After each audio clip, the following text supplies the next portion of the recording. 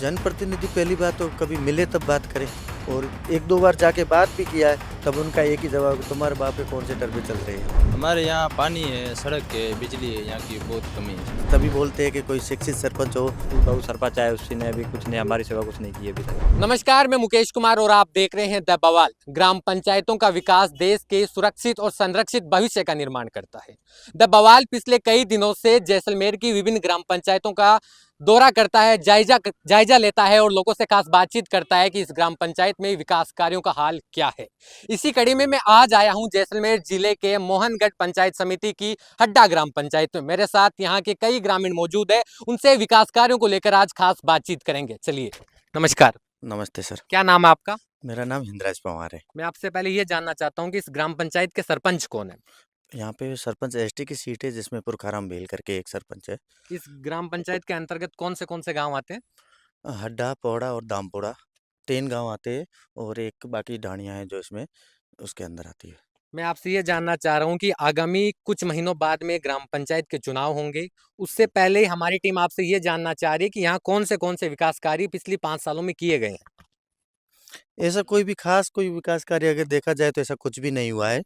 अगर कुछ काम सरपंच के द्वारा करवाने की कोशिश भी की गई है, तो ग्रामीणों ने उसका मतलब विरोध किया है या किसी भी कारणवश से उसको रुकवा दिया है। और कुछ काम ऐसे हैं जो मतलब होने ही चाहिए, वो चीज़ें जैसे नहीं हो पाई है। बहुत सारी ऐसी चीज़ें जो होनी चाहिए जो कि लेकिन यहाँ पे नहीं है।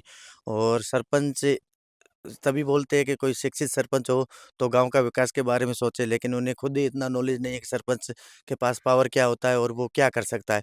उन्हें खुद को भी अभी इतना नॉलेज नहीं है, उनका 5 साल का कार्यकाल अभी पूरा हो चुका है।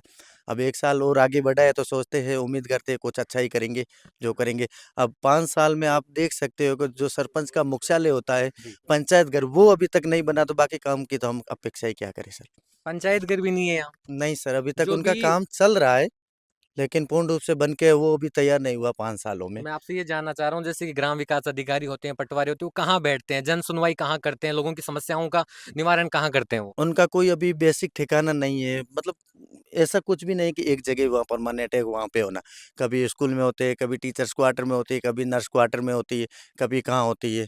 तो अभी उनका कोई फिक्स ठिकाना नहीं है। अभी सरपंच को ढूँढने चले तो उनका कभी अब मिलेंगे नहीं। और अगर ग्राम सेवक की बात करें तो वो भी अपने को कभी मिलेंगे नहीं। अब कब मिलेंगे, बाई संजोग कभी किसी को मिल जाए तो वो अलग बात है, बाकी गाँव वाले तो ऐसे रोते रहे, भटकते रहे। आप बने रहिए हमारे साथ, बाकी ग्रामीणों से बातचीत करते हैं, आप तक हम वापस आएंगे। क्या नाम है आपका?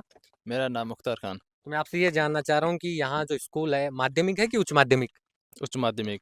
तो फैकल्टीज को लेकर क्या कुछ कहना चाहेंगे? फैकल्टीज पूरी है यहाँ? हाँ। शिक्षक? हाँ सर, पूरे। गांव में कौन से विकास कार्य नहीं हुए हैं जो होने चाहिए? हमारे यहाँ पानी है, सड़क है, बिजली है, यहाँ की बहुत कमी है सर। यहाँ की अगर बात करें सड़क की, तो हाँ। सड़क की व्यवस्था ठीक है? नहीं, यहाँ की व्यवस्था ठीक नहीं सर। और क्या कुछ कहना चाहेंगे विकास कार्यों को लेकर आप? विकास हमारा यहाँ तो खासकर बिजली है और पानी है और सड़क है, इसका खासकर विकास होना चाहिए।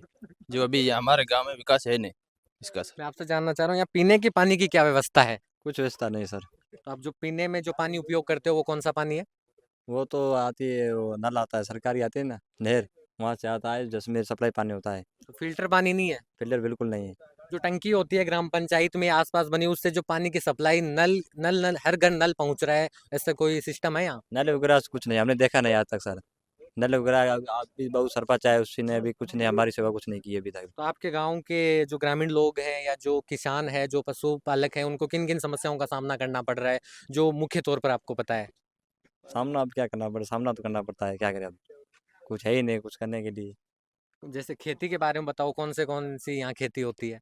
खेती तो यहाँ होता है, हमारा चना होता है, ग्वार होता है, मूंग वगैरह होता है, गेहूँ वगैरह है, तो सब इस होता है। बार आपका क्या मुद्दा रहेगा पंचायती राज चुनाव में? किस मुद्दे के तहत आप वोट करेंगे इस बार? इस बार क्या करें अब बताओ। वो आपका क्या मुद्दा रहेगा? हम तो यही कहते हैं, हम सरपंच हमारा बनता है, सरपंच बनाते हैं, कार्य जो करते हैं अच्छा, वो ज़्यादा अच्छा नहीं करता है। जो मेन मेन होते हैं उनको काम देते हैं, बाकी वाले गरीबों को कुछ देखते नहीं। तो पिछली बार आपने वोट किया था? वोट तो हम करते हैं। क्या मुद्दा सोच के या किस विषय पर आपने वोट किया कि मुझे इस चीज की जरूरत है, हमारा मुद्दा ये है, मैं इसे वोट करूंगा? किसे किया था आपने? हम तो वोट देते हैं, अच्छे के लिए बोलते हैं, तो करते हैं नहीं, अब क्या करें। इसलिए बाकी ग्रामीणों से और बातचीत करते हैं। बहुत सारे ग्रामीण आप इधर देख पा रहे होंगे। इसलिए आप बताइए और इस ग्राम पंचायत के बारे में। नहीं, अभी जैसे बताया आपको, मूलभूत सुविधा की बात करें तो बिजली, सड़क, पानी और शिक्षा, स्वास्थ्य, ये चीज़ें होती है। लेकिन यहाँ पे आप देखा जाए तो स्कूल की बात करें तो स्कूल में जो टीचर्स होते हैं, तो अभी तक किसी टीचर का मतलब कोई जहाँ से जा ही रहे लेकिन आने का किसी का नाम ही नहीं ले रहे। ठीक है, पहली बात तो टीचर वाली हो गई, जिसमें ना तो अभी शारीरिक शिक्षक है, ना कोई उर्दू का टीचर है यहाँ पे। यहाँ पे आप देखा जाए तो 50% से अबव 50% पॉपुलेशन यहाँ पे मोमडम की है, मुस्लिम लोगों की, लेकिन यहाँ पे उर्दू का कोई टीचर है नहीं, पहली बात। दूसरी बात, सड़क की बात करें तो यहाँ पे मेन ज़रूरी इसलिए हो जाता है कि यहाँ पे काला डूंगर राय मंदिर है जी। और हर 12 महीने में 2 बार मेला लगता है। तो इतना क्राउड रहता है उस टाइम, ये सिंगल रोड है और रोड आप भी अभी इसी रोड से आए हो तो आपने देखा होगा रोड का क्या कंडीशन है। और हर साल यहाँ पे एक्सीडेंट्स वगैरह होते रहते हैं। मिनिमम 5-7 एक्सीडेंट मतलब होने ही होने हैं। और बाकी जो भी जैसे खदानें हैं, जी। तो यहाँ पे जेठवाई और हड्डा 2 मेन हैं। तो यहाँ पे जितनी भी खदानें हैं तो मेन गाड़ियाँ, वो बड़ी-बड़ी गाड़ियाँ आती है यहीं से आती है। तो वो गाड़ियों वाले भी किसी को साइड वगैरह नहीं देते, क्योंकि वो भरी हुई गाड़ी होती है तो वो साइड किसको दे, क्योंकि वो भरी हुई होती है। तो उसकी वजह से एक तो सिंगल रोड है, ये सबसे बड़ी शिकायत है। दूसरी पानी की है, तो पानी मैं की यहाँ आपसे पहले ये जानना चाह रहा हूँ कि जैसे आप सड़क की बात कर रहे हो, ये आपकी शिकायत है, तो इस हुँ, शिकायत को लेकर आप अपने जनप्रतिनिधि से बातचीत करते हो, तो क्या कुछ सुनने को मिलता है आपको? जनप्रतिनिधि पहली बात तो कभी मिले तब बात करें। और मिलते हैं तो इस बारे में बात करते हो सीधा ये बोलते हैं कि हमारे तो हाथ में कुछ है नहीं, जाओ एमएलए साहब से बात करो। और एमएलए साहब भी अब कब मिलेंगे? उसके लिए तो कम से कम 20 से 25 लोग गाँव के हो तभी सब जाके बात करें। और 1-2 बार जाके बात भी किया है, तब उनका एक ही जवाब है, तुम्हारे बाप के कौन से टर्बे चल रहे हैं। और ये एमएलए साहब का रियल में जवाब है कि यहाँ पे टर्बे तो मेरे चल रहे हैं, बड़ी गाड़ियाँ तो मेरी चल रही है, मेरे को दिक्कत नहीं है, तो आपको क्या दिक्कत है? अब इसको कंप्लेन करे तो किसको करे, क्या करे, तो किसी को कोई अभी मतलब इस बारे में कोई कुछ बोल ही नहीं सकता। और नेक्स्ट अब बात है पानी की, तो पानी की यहाँ पे टंकी बनी हुई है, फ़िल्टर पानी की टंकी बनी हुई है। यहाँ पे कनेक्शन भी मतलब यहाँ तक आया हुआ है गाँव तक, लेकिन गाँव से घरों तक अभी तक किसी के कनेक्शन नहीं है। तो यहाँ तक पानी अभी ये करने के लिए भी बहुत बार बोला गया, लेकिन उसकी भी कोई सुनवाई नहीं है अभी तक।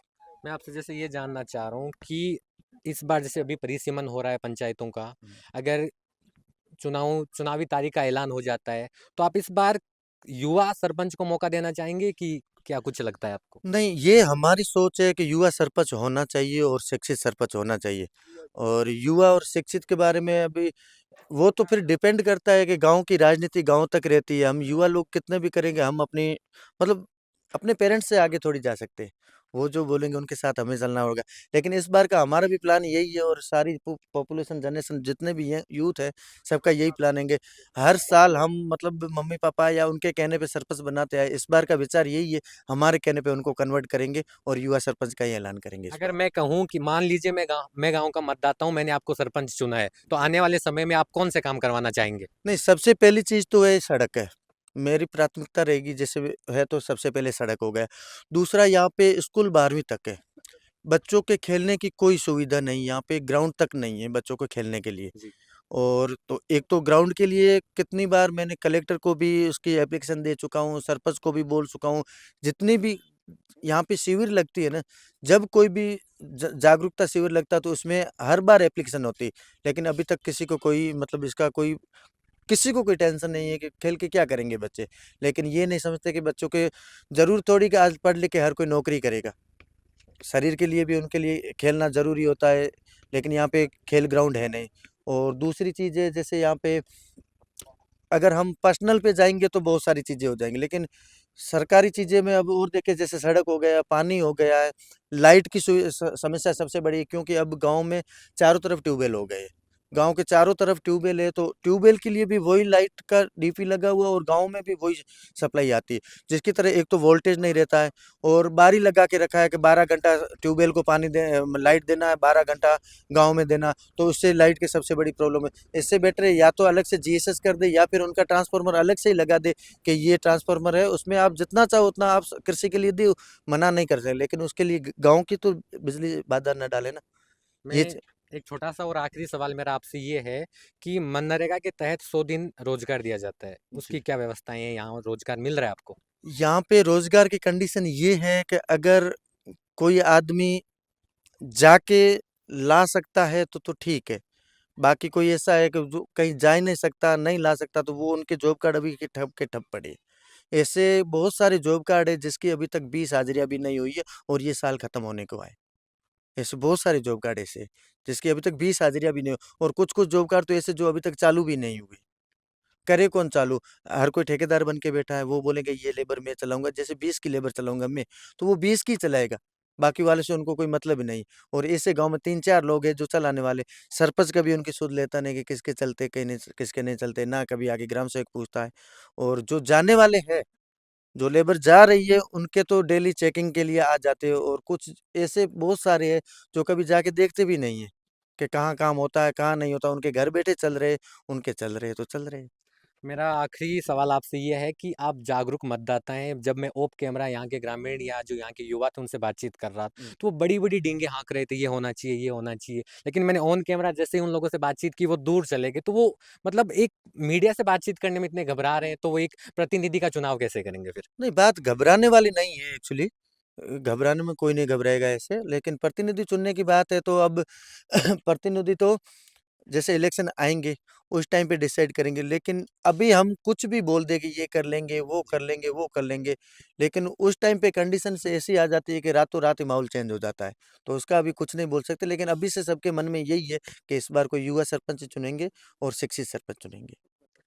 मेरे साथ अभी मौजूद थे हड्डा गांव के ग्रामीण, जिनसे हमने खास बातचीत की और जाना कि इस ग्राम पंचायत के विकास कार्यों को किस चीज़ों की यहाँ ज़रूरत है, कौन सी बुनियादी सुविधाएं यहाँ के ग्रामीणों को मिल रही है। मैं आपको बता दूं कि ग्रामीणों की मांग पर जिला कलेक्टर सिमन को लेकर या ग्राम पंचायत या जो चुनाव होने वाले हैं सरपंचों को, उनका प्रस्ताव तैयार कर रहे हैं। राज्य सरकार भी कैबिनेट स्तर पर 5 सदस्यों की कमेटी भी गठित कर चुकी है। इसके बाद निर्णय जो लिया जाएगा वो आप सभी के सामने आने वाले समय में आ जाएगा। लेकिन अभी फिलहाल चुनावी गलियारों में ग्राम पंचायतों के चुनावों का जो रुझान है ये जोरों शोरों से सुनने को मिल रहा है और द बवाल बेबाकी से ग्रामीणों के जो मुद्दे हैं आप तक लाने का काम करेंगे। आप देख रहे थे द बवाल और मेरे सहयोगी कैमरे के पीछे है रेहान, मैं हूं मुकेश कुमार, द बवाल जैसलमेर।